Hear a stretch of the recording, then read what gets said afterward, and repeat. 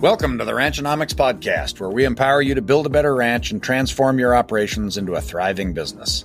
I'm your host, John Haskell. Let's get started.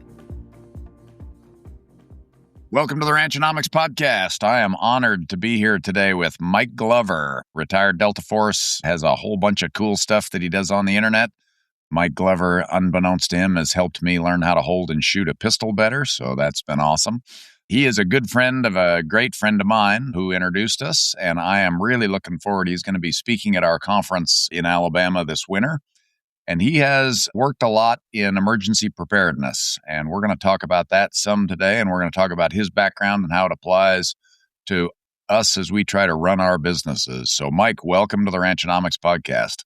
Yeah, thanks for having me. It's an honor. You bet. Would you give us a little bit of a background? Tell us about yourself. Yeah, I grew up in rural North Carolina, Lillington, Hope Mills, and grew up in a military family. Dad was in the Army. Mom was met in Korea when my dad was stationed there, so I'm half Korean. And I joined the Army very young, 17, as an infantryman. Did a lot of cool stuff in the infantry early on before the tragic events on 9/11. I was 11 Bravo, basic infantryman, went to Ranger School, Airborne School, and I had the fortunate honor of trying out for the Tomb of the Unknown Soldier and guarded the Tomb of the Unknowns very early on. I was an 18-year-old tomb guard. Then 9/11 happened. I went to Special Forces selection. That career spanned from 2002 to 2016, 9 combat rotations, working myself from a Sergeant E5 Green Beret to a Sergeant Major, at the highest enlisted rank, running a company of Green Berets. I did do a stint in Delta Force. It wasn't the majority of my career, but it was a great opportunity to learn, spent a few years there, and then transitioned from being a Green Beret, being on active duty, to being a contractor, a direct affiliated contractor with the Central Intelligence Agency, where I was a global response staff officer. We like to joke and say we're basically Uber drivers for CIA personnel. They got really big heads, really good aptitude, but they don't have the security presence of mind and experience in hostile environments, and we protected them overseas. 2016 timeframe, got out, started a business, did entrepreneurship, speaking engagements, wrote a book on preparedness, and did a whole bunch of cool stuff, and that's what brought us together as well. Yeah, awesome. Very, very good.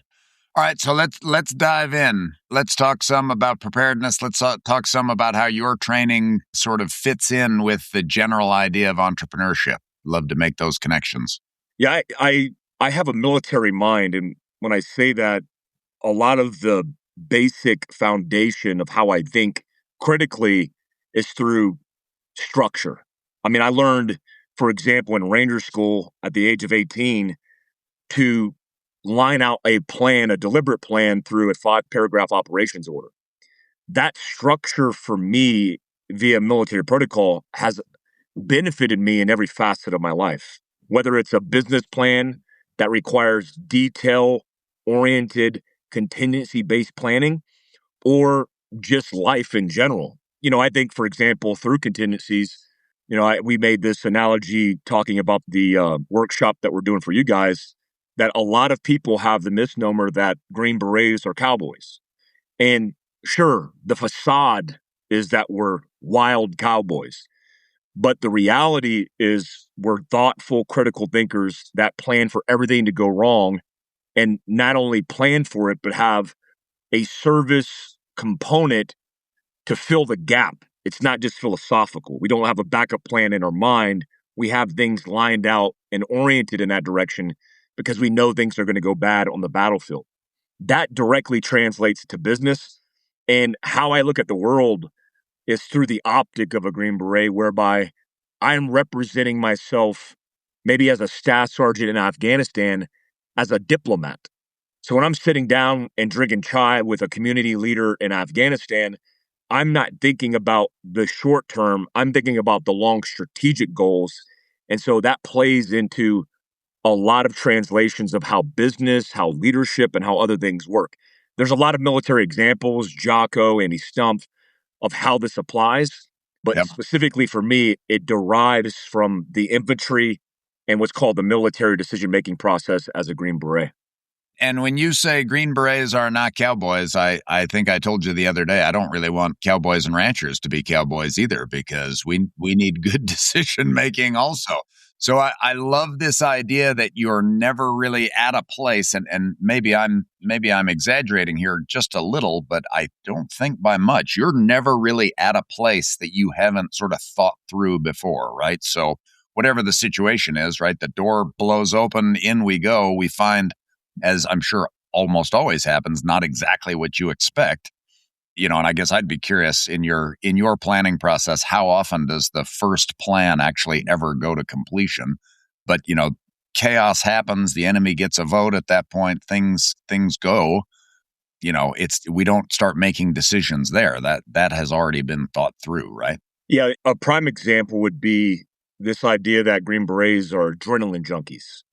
And, we'll talk a little bit about in the workshop, the nervous system and how operators operate. But a great example would be, I was a sniper reconnaissance team sergeant. I was a sniper and then became a team sergeant in charge of a team of snipers where our job was to infiltrate behind enemy lines using free fall tactics, halo and hey-ho, high altitude, low, and high opening. So if I'm standing on the tailgate of a C-130, jumping out of the back of it, from an outside perspective, you would think, man, these guys are adrenaline junkies. But the reality is there is no adrenaline, because we've planned, we've trained, we've rehearsed, we've practiced. We have a protocol for emergency procedures and contingencies.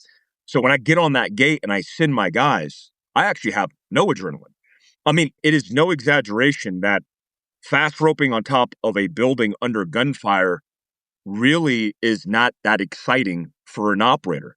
Because if we were excited, if we were redlining and we were in fight or flight, parasympathetic, hitting a target, we would not be able to be cognitive enough to make sound decisions under pressure. And how that translates to civilian world is often the pressure surrounding us, the elevation of cortisol, tends to send us down roads or paths that are more emotionally based and not critical thinking based. And so the idea overall is, I want people to realize that the most profound and difficult jobs in the world require the most planned contingencies, course of action development, rehearsals, to be able to work through those processes in order to be successful. We don't hit an obstacle and then we go, oh man, we hang it up because our plan went to crap. It often does, and we just quickly adapt and flex to the next contingency. Yeah, good. I hear people all the time. I have two types of comments I hear. One is, oh, I make the best decisions really under pressure. And then the other group that always makes me laugh is, oh yeah, I make the best decisions when I'm high. And it's like, you're both wrong. Like, no way. Both equally wrong.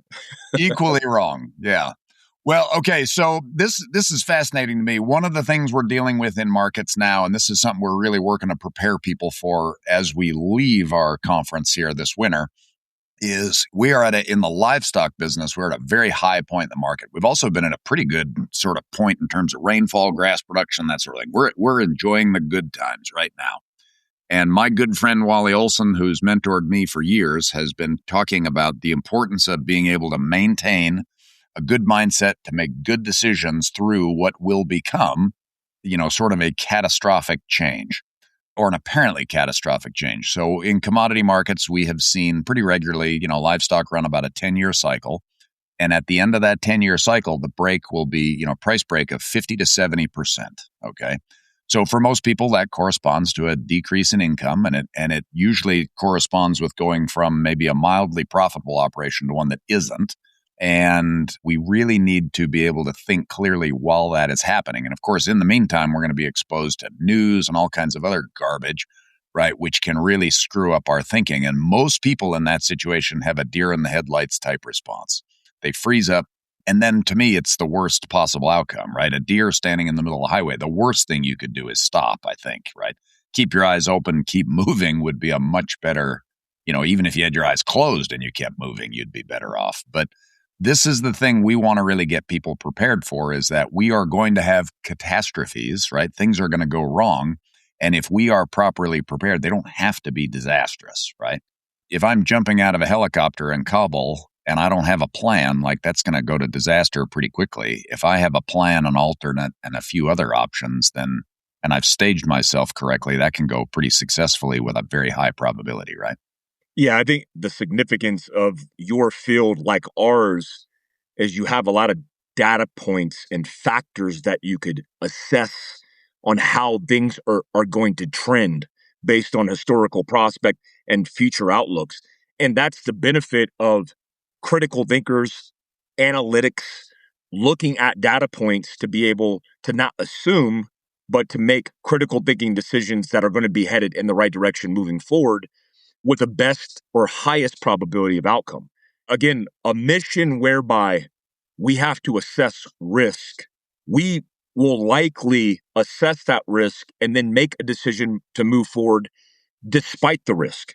So it's not a risk-free business, meaning we can't mitigate all risk. If there's an Al-Qaeda terrorist who has a team of security that's willing to clack themselves off, that is a very dangerous risk to force. That doesn't mean we don't do it. It means we assess all the factors and we mitigate the risk as much as possible.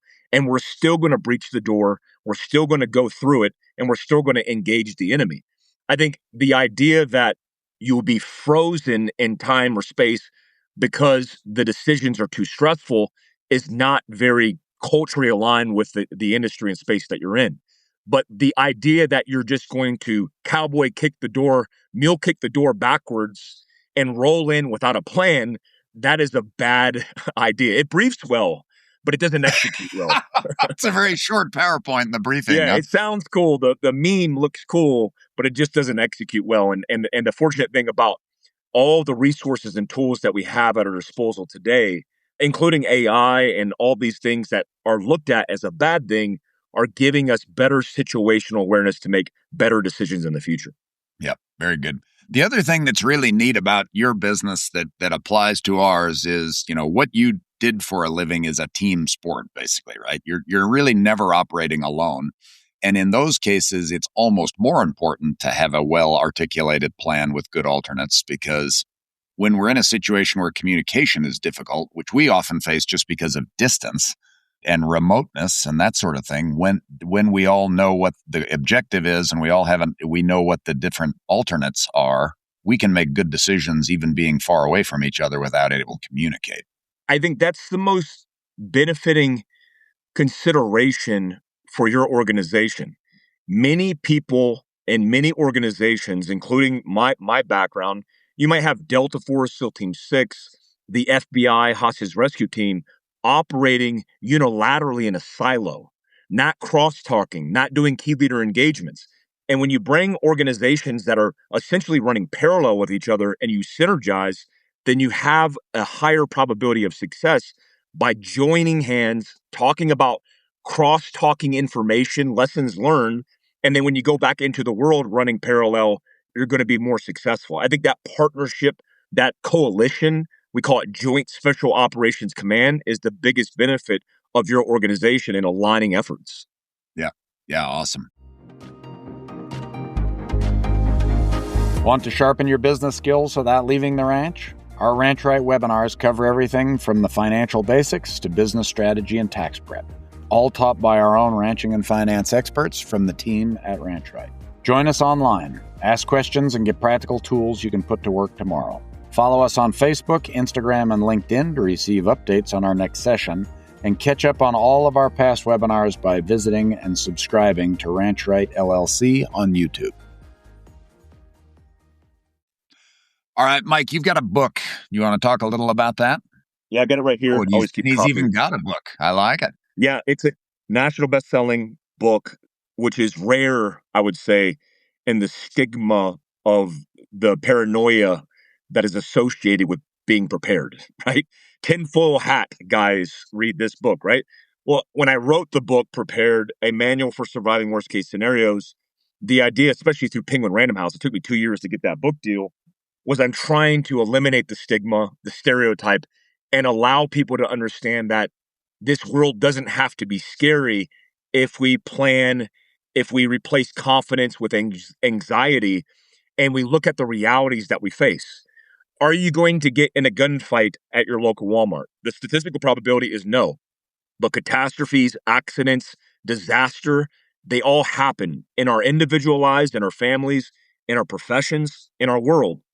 So I wrote that with the intent of speaking to the broader audience about this idea of being prepared and not making it so scary.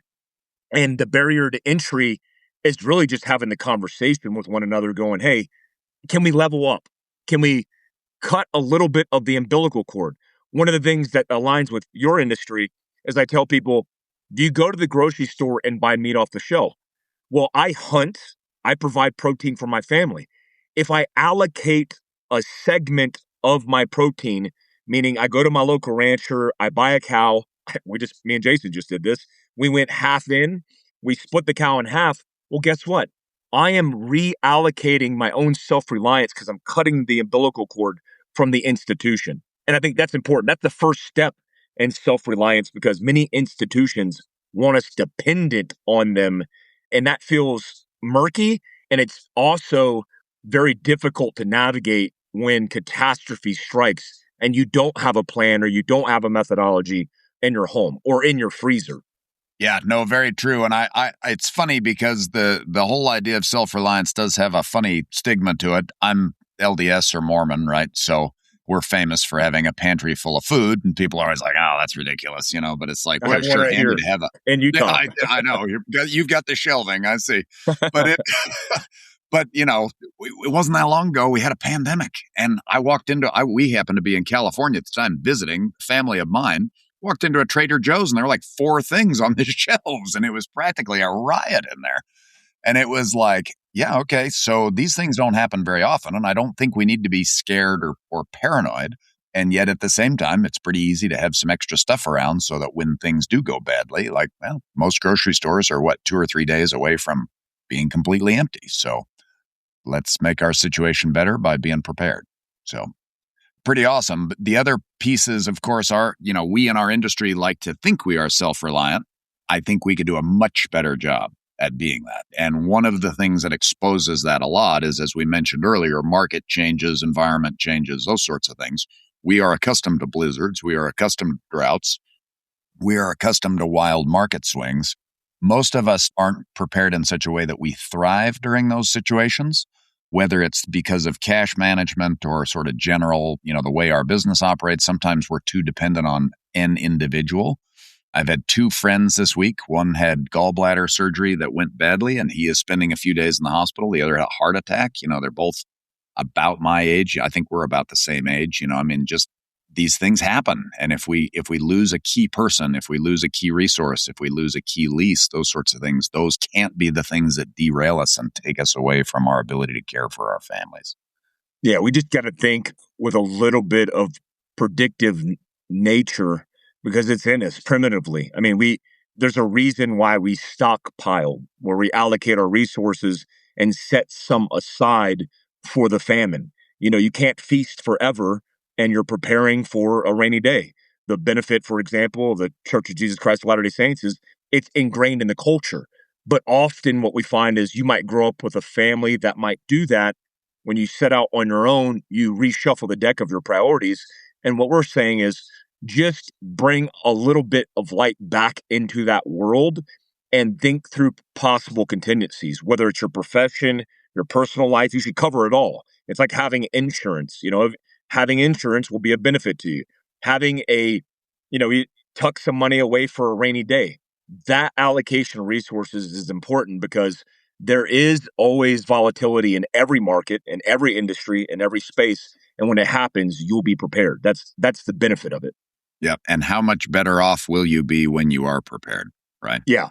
Yeah. Because if you're not, you are really at a disadvantage there. Yeah. You'll be suffering in the famine and the scarcity while you should be in abundance. Yep. Love it. Oh, Mike. Awesome. Good stuff. Okay. Tell us a little about your program. So you're going to be day 3 of our conference down in Alabama. We kind of talked all around it. Just give us a quick summary of what you're going to talk about there. And then let's talk about anything we may have missed before we wrap up. Yeah, the key component to my speaking engagement and my workshop is what's called a Plan X. So I like the philosophical approach. I will highlight some of the things, reinforcing it with war stories. Everybody likes a good war story, but I will tell the war story as a demonstration of how particular planning processes saved my life, like literally saved my life in combat, and then offer some tangible templates and planning processes that people could walk away with to apply to their life. Will it all apply? No. But if you have a framework and you don't have a planning process that you never thought about, for example, the PACE plan, which is an acronym for redundancy, primary, alternate, contingency, and emergency, well, then you'll think that way just a little and then implement it into your life and into your plan. The objective is when you walk away, you're inspired because you're thinking, man, maybe I just need to be a little bit prepared, but I'm also planting the seed of being more deliberate in your planning processes overall. Yeah, very good. Okay. And then you and Ducartes are both speaking. They're going to be going on days 1 and day 2. Day 4, what we're going to do is sort of bring everything together there and make sure people are leaving with the framework and the beginning outline of their plan when they get home to deal with the different parts of their business and the vulnerabilities there. Yeah, we complement each other very well because the things they talk about, like team building, like the central nervous system and how decisions can be affected by stress and cortisol, all tie in together. So I think it's perfect they're on day 1 and 2 because you'll build the individual understanding of how this works, and then we'll break off into like tangible planning processes. And I think culmination wise, it will be a perfect experience for people. Good. And again, the day you're teaching directly, there will be a lot of exercises. It'll be a lot of work. It's not going to be sitting and as good a speaker as you are. It's not going to be listening to you speak for 6 hours. So, no, not at all. In fact, a lot of it is workshop Plan X based on individuals and teams. So there'll be a lot of collaboration and doing course of action development. We call it wargaming, but they're going to have to figure it out at the table. Be super fun. I think they'll walk away with a lot of lessons learned.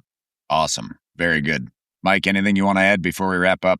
No, I just appreciate it. I think the Green Beret space, when I was riding horses in Afghanistan, is very much aligned culturally, value-wise, with your space and industry.